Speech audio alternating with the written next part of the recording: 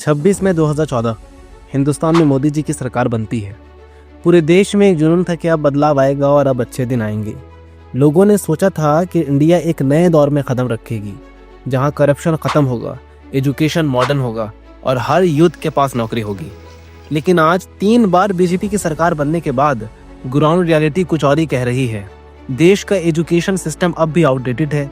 Millions of student हर साल foreign जा रहे हैं क्योंकि इंडिया में उन्हें अपना फ्यूचर नहीं मिलता। यूथ अनएम्प्लॉयमेंट 16 से 17% तक पहुंच चुकी है और वुमेन सेफ्टी पर हर दिन नए केस सामने आते हैं। फार्मर्स अब भी प्रोटेस्ट कर रहे हैं और मिडिल क्लास इन्फ्लेशन से मर रही है।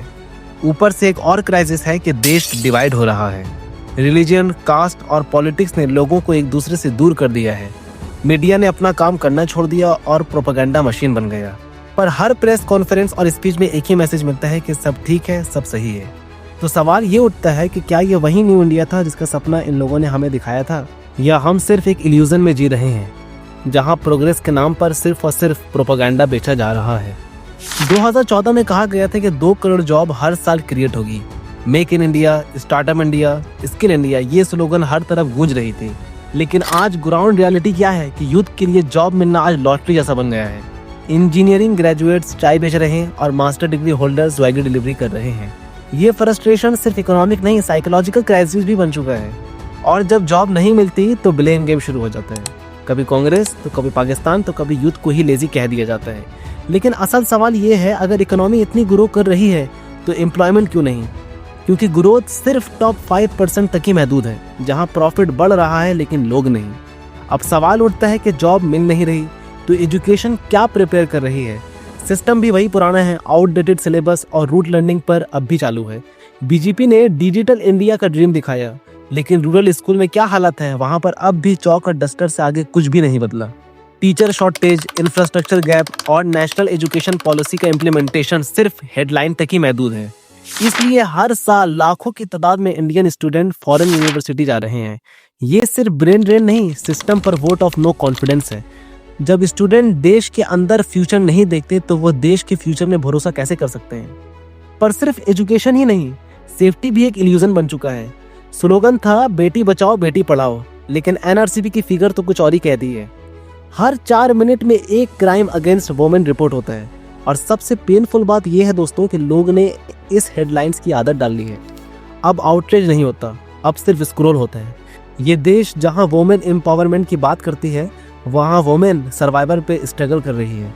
और जब देश का आधा हिस्सा डर के साथ जी रहा हो तो इकोनॉमिक ग्रोथ का मतलब क्या बचा? गवर्नमेंट कहती है कि India world fastest growing economy है, लेकिन ये बात सिर्फ और सिर्फ कागज पर ही अच्छी लगती है, हकीकत में नहीं।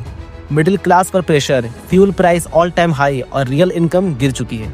CMI का डेटा कहता है कि 80% इंडियन हाउस होल्ड की इनकम 2019 के लेवल से नीचे है। तो सवाल ये नहीं है कि GDP बढ़ रही है या नहीं, सवाल ये है कि किसके लिए बढ़ रही है। आज देश में 5% लोग लग्जरी में लाइफ जी रहे हैं और 95% लोग सर्वाइवल में हैं।